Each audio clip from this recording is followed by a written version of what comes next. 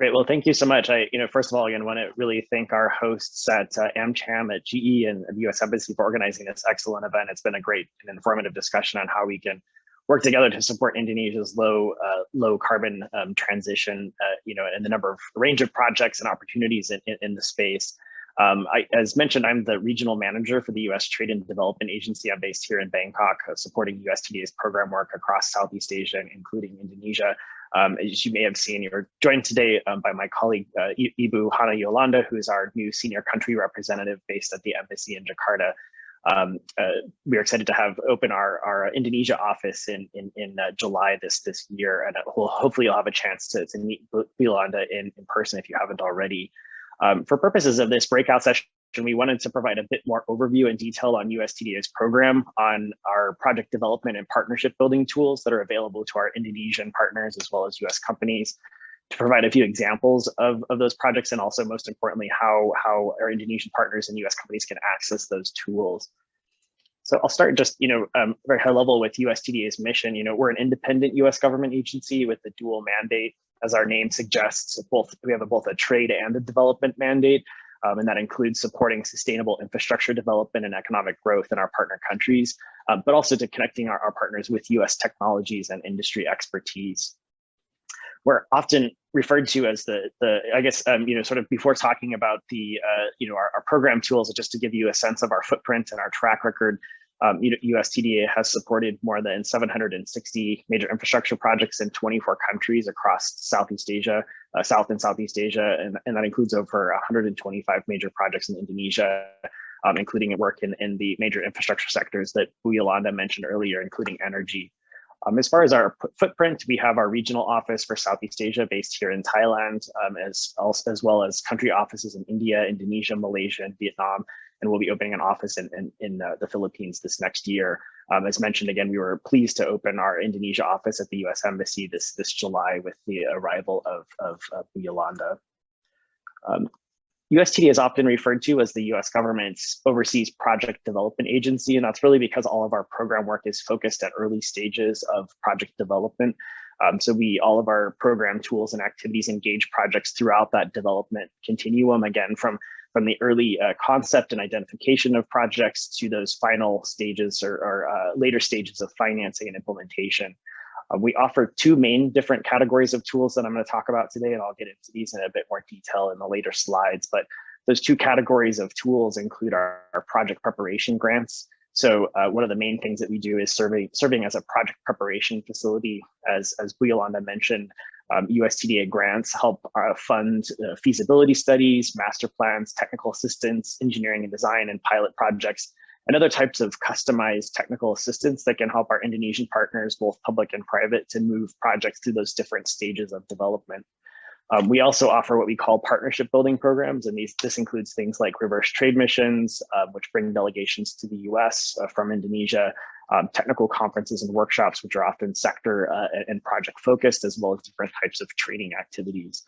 It's important to note, as mentioned earlier, that all of our tools are on demand. So while we do have different calls for proposals and initiatives, we do maintain an open window for assistance throughout the year. So you're able to access more information on how to access our tools on our website. And again, I will talk a bit more about how Indonesian partners and US companies can approach USTDA with different project ideas using these tool sets.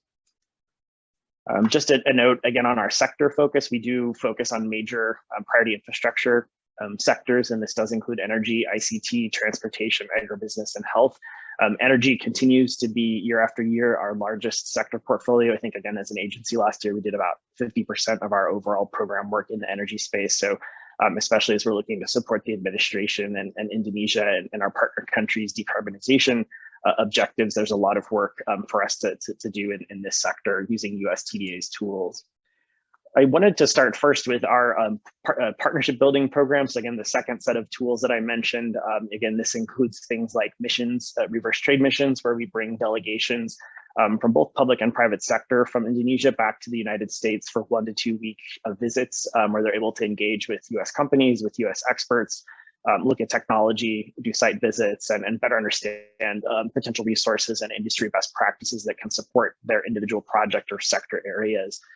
So again, these missions and workshops and activities that we host under this tool set are typically sector or project focused. So some examples of programs we've hosted for Indonesia and other partners in the region include things like geothermal power development, waste to energy, training for power executives, looking at new and advanced technologies for power transmission and distribution, as well as things like smart grid, among other. One example of an upcoming mission that we have for Indonesia, which again, more information on this program will be available on our website. And normally throughout the year, when we're not in the middle of a global pandemic, we're able to host these delegations from Indonesia and other markets back to the US on a very regular basis. So these programs have been a bit delayed and sort of modified in virtual formats over the past 2 years. But again, we do look forward to having this as an in-person mission, ideally, sometime early next year in 2022. So this is a program which will be focused for Indonesia, focused on waste to energy solutions. So really looking at technologies and best practices for biomass and municipal solid waste processing and power generation. So, in addition to those technologies, also looking at how to address waste management needs, as well as reducing the pollution and emissions from those types of developments. This particular program will have site visits in the Washington, D.C. area, as well as Illinois and California.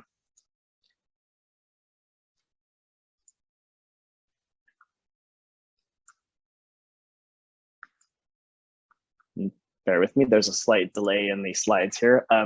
So with another example, again, I will share some regional examples as well to give a sense of some of the diversity of programs that we're supporting elsewhere in the region. For example, in Thailand, we're working with the utility to provide training for the executives at Thailand's power utility EGAT on technologies and management best practices. Again, this is really focused on supporting EGAT's solutions for accelerating the power sector decarbonization in Thailand. So we're also working with our partner countries like Indonesia and Thailand on organizing these types of programs, again, to help better educate and train power sector decision makers and officials on how can they achieve those decarbonization goals. What are some of the technologies and solutions that are available? So that's, again, an example of another customized upcoming program where we're using USTDA's partnership building tools. I would like to spend, again, kind of looking at our next set of tools that I'd like to talk about. Again, this is probably where I'll spend the most time for this presentation, is really on USTDA's grant mechanism. I wanted to first, again, talk about sort of the importance of project preparation. I know a lot of times in discussions, when we're talking about clean energy deployment and renewable deployment and climate response, it's a lot of the focus is on financing. We also see that early stage project development is an important part of that conversation, in addition to leveraging financing. So this is, again, where USTDA's tools are coming in at those early stages to help Indonesian partners with preparing projects to better support financing and implementation, broadly looking to help them pilot new innovative technologies in new markets, and also connecting with different technical partner resources, best practices that can also support many different types of projects in the market. So again, why is project preparation important, and something that we focus on as and entirely as an agency? Really, it's to help address some of these high level challenges and objectives, as noted on this slide. So again, this really includes things like filling gaps in resources and technical experience at early stages of development. So as many projects face many gaps in the technical and financing resources they have at early stage development. We can also use these tools to really accelerate, de-risk, and scale a diverse range of projects. So when we're talking about the climate crisis, there really is no one single solution. And so that's again where we, as a project preparation facility, are able to support a diverse range of projects and technologies, and to really help to de-risk and scale those at an early stage through these grant mechanisms. Also looking at introducing best practices and new solutions. So when it comes to things like environmental best practices, social inclusion, social impact, this is, again, too, where we can help to build in best practices for resilience and other of these important aspects in the early stage design of projects. Also looking at expanding the pipeline of projects in the market that are bankable. So again, there's not really a shortage necessarily of financing, but really often it's the number and availability of projects that are well prepared for investors to support. So really looking to use our program tools to expand the pipeline of bankable projects for different types of investors and and financiers, whether that's local financiers and investors in Indonesia or international development finance institutions or others that are looking to enter the market. Some other points that were actually mentioned in the earlier presentations on digitalization. So in addition to just adding new sources of generation, we're also looking at helping utilities to modernize and to digitize. And that's really important, as I think our colleagues from UL mentioned, to be able to integrate a larger and more rapidly integrate renewable energy, intermittent resources, to integrate and to take advantage of advanced technologies such as smart grid, IoT, energy storage, and EVs. Really requires a modernized grid system. And so that's, again, where we're working with utilities on the power generation, distribution, and transmission to modernize those systems through this technical assistance. And finally, also looking at, from a larger perspective, the optimal use of public and private resources. So as you have a lot of investment that's happening from the state-owned enterprise or even the private sector, ensuring that projects are well prepared, it enables a better use of public and private sector resources, value for money, and return on investment for investors. So again, those are all sort of the high-level objectives that we're trying to support with our customized project development tools as an agency. So just in the next couple of slides, I'm going to provide some examples of how we're working with different partners in the region to support different clean energy and climate-related projects. Some of these examples, again, we have some of the activities in Indonesia are at early stages for us, and so I'm going to be using some examples where we do already have public information available. So some of these are from other markets, again, where we have ongoing projects where we're able to share more information on the projects now that information is public. So, some examples of where we've worked in Indonesia and elsewhere in the clean energy and climate space include things like, supporting early stage geothermal project development with Indonesia Power, prior technical assistance on transmission and distribution modernization with PLN. In other markets, you're also looking at IPP projects, so working with the private sector on whether it's commercial and industrial clients or utility scale private sector projects. Also looking into EVs and utility modernization and even energy deployment is just a few examples of where we're using our grant funding with some of these partners. So quickly, a couple of examples. In Thailand, an already completed ongoing activity with a private developer. So looking at supporting a independent power producer on the integration of energy storage with their solar project. So again, here their request was for support with a really robust and bankable feasibility study for their project. Again, focused on what are the economics and technical challenges and requirements for integrating storage into that as a newer technology in the market. In the case of utility modernization, we're also working with a number of utilities, including the Provincial Electrical Authority in Thailand, which provides services for more than 20 million households across Thailand. And this is a project focused on digitalization. So I know we talked earlier about, again, really how do we modernize the grid to integrate new solutions. So this technical assistance is helping the utility with developing a information architecture and data management strategy to really bring it up to an international level of capability in that space. Another private sector example, again, of how we're engaging in Thailand and other markets in the region, including Indonesia, is in the EV space. So of course, everybody's very interested in EVs, but how we're working with partners, especially on the private sector side, is helping to advance some of the decarbonization strategies and piloting of those solutions. So here's an example in Thailand of working with one of Thailand's largest conglomerates and industrial companies, SCG, who operates not only in Thailand, but across Southeast Asia, as well as their technical partner, Black & Veatch from the United States, the US technical firm. This is a project where we're co-funding with this consortium a roadmap and feasibility study that's looking at SCG and how to decarbonize or to transition their fleet of more than 15,000 vehicles to EV platform. The assistance is also helping them to design pilot projects that they can operate those pilots to really test out and to prove the case for scaling this investment across Thailand to support their broader operational decarbonization. So again, this is an example of where we were able to work with a US company and their client to co-fund an activity which is really helping to accelerate the decarbonization and EV solutions here in Thailand. But again, we're engaged on similar projects in Indonesia and elsewhere in the region. One example, again, sort of the last project example that I'll highlight here is also on the city level. So, we're also working on a number of smart city type projects. Again, these are often whether with a municipality, city or a provincial entity. And in many cases, also in this example, a industrial park and kind of private development. So this is an example of where we're able to work with a private development eco park, which is located in the Metro Hanoi area. In this case, we're helping them to really provide a robust technical assistance package that's helping them to prioritize their smart city investments, looking at systems automation, smart building solutions.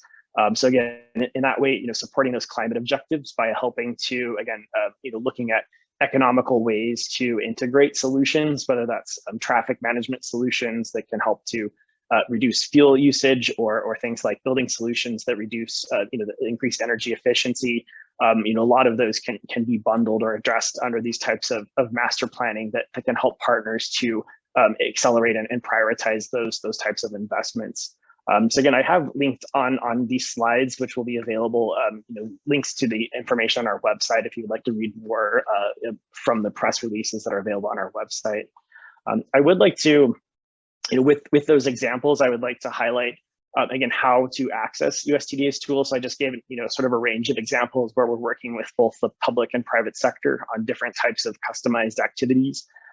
So, as mentioned, USTDA maintains an open window to consider projects with our partners from Indonesia or from US companies.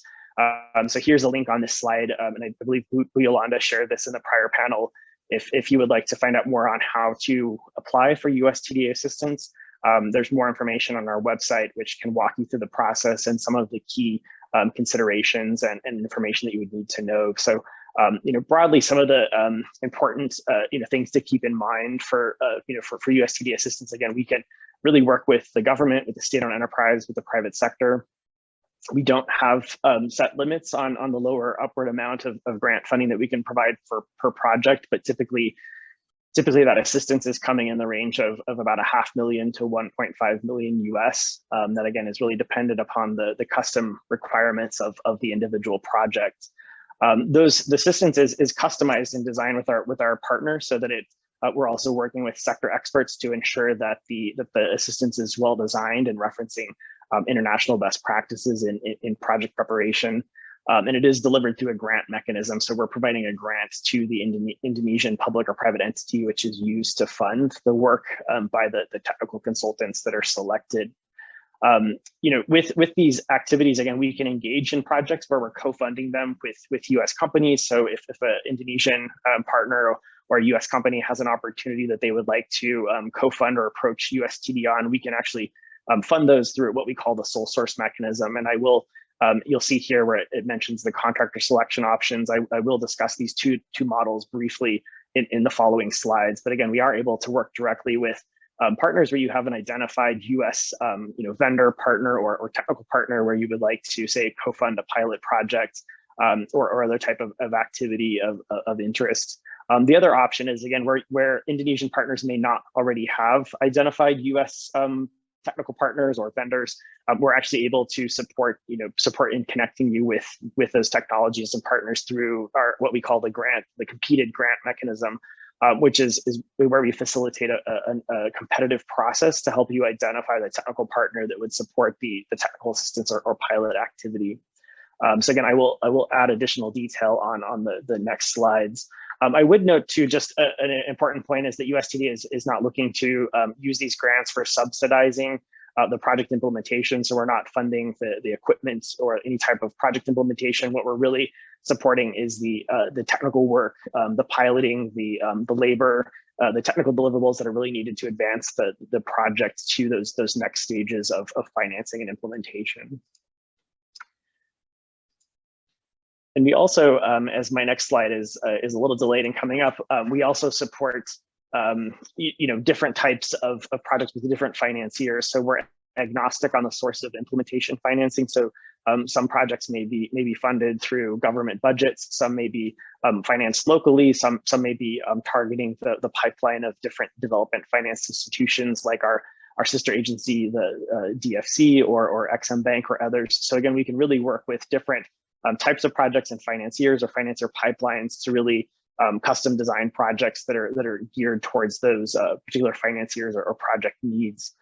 I would just mention, so the last two or three slides I have here, I just wanted to mention, again, more information on this is on our website. But again, there are two different models for how USTDA can deliver assistance.